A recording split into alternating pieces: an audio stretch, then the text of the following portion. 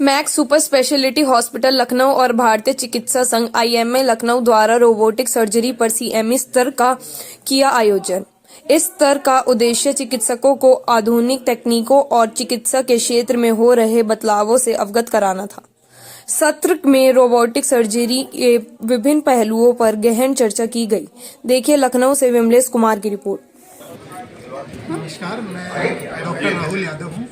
मैं director urology kidney transplant robotic urology max hospital Lucknow में। आज हम यहाँ पे जो एकत्र हुए हैं वो एक रोबोटिक सर्जरी के बारे में सीएमई है और जागरूकता फैलाने का अभियान है जो हमने आईएमए लखनऊ के साथ ऑर्गेनाइज किया है।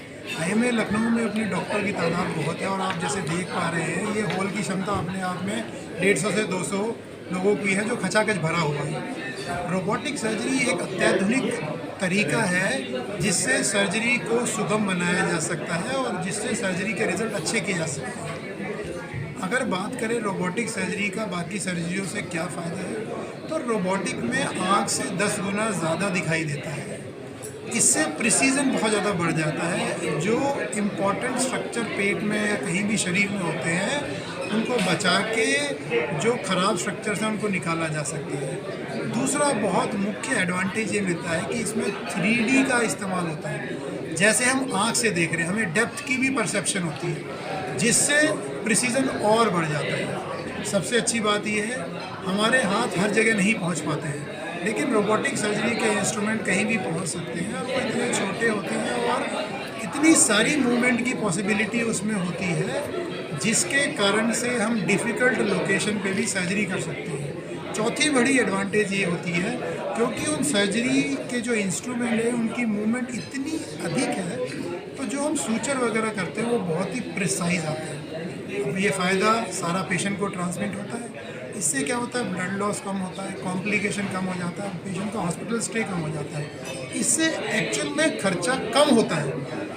यूजुअली ये मनोधारणा होती है कोई भी टेक्नोलॉजी रोबोटिक सर्जरी है तो वो महंगी होगी, बट अगर हम पेशेंट के कॉस्ट के हिसाब से बात करें, अगर हमारा ये कॉस्ट फैक्टर कम हो रहा है, स्टे कम हो रहा है, तो बहुत ज़्यादा कॉस्ट में ज़्यादा फ़र्क नहीं आता है। अदर सर्जरी से सर रोबोटिक सर्जरीज में कितना डिफरेंस है कॉस्टिंग?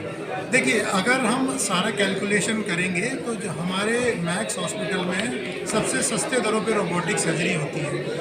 ये डिपेंड करता है सर्जरी टू सर्जरी। ये कॉस्टिंग का डिफरेंस यूजुअली जो बाकी लेप्रोस्कोपिक सर्जरी के मुकाबले होता है उसमें ये 70,000 से लेके 1.25 लाख तक डिफर कर सकते हैं।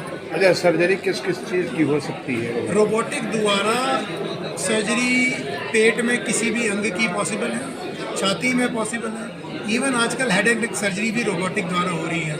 लोग तो टॉन्सिलेक्टमी भी रोबोटिक द्वारा कर रहे हैं। जो सर्जरीज कहीं पे भी लेप्रोस्कोप द्वारा की जा सकती हैं, जो पहले लेप्रोस्कोपिक द्वारा हो सकती थी, वो रोबोटिक द्वारा पॉसिबल है। तो ये गॉल ब्लैडर स्टोन और किडनी स्टोन काफ़ी हो रहे हैं, तो इसका भी रोबोटिक सर्जरी से हो सकता है? गॉल ब्लैडर स्टोन को रोबोटिक सर्जरी से किया जा सकता है, किडनी स्टोन को भी कर सकते हैं, लेकिन किडनी स्टोन में और दूसरी विधि उपलब्ध है जिसमें हम किडनी के रास्ते एक छोटा सा पंचर करके 5 mm का लेज़र से निकाल सकते हैं। तो उसके लिए हमें बहुत बार रोबोटिक सर्जरी की ज़रूरत नहीं पड़ती है। हमें मेनली उसमें पीसीएनएल या दूसरे तरीक़ों की ज़रूरत पड़ती है। और जो सर जो अफोर्ड नहीं कर सकते, जो आयुष्मान भारत स्कीम चल रही है सरकार की तरफ से, तो आपका हॉस्पिटल में देखिए क्या है, ये पॉलिसी है। होता क्या है, कुछ रोबोटिक सर्जरी जैसे रोबोटिक प्रोस्टेट, ये इन सब जो भी योजनाएं हैं उसमें अलाउड है।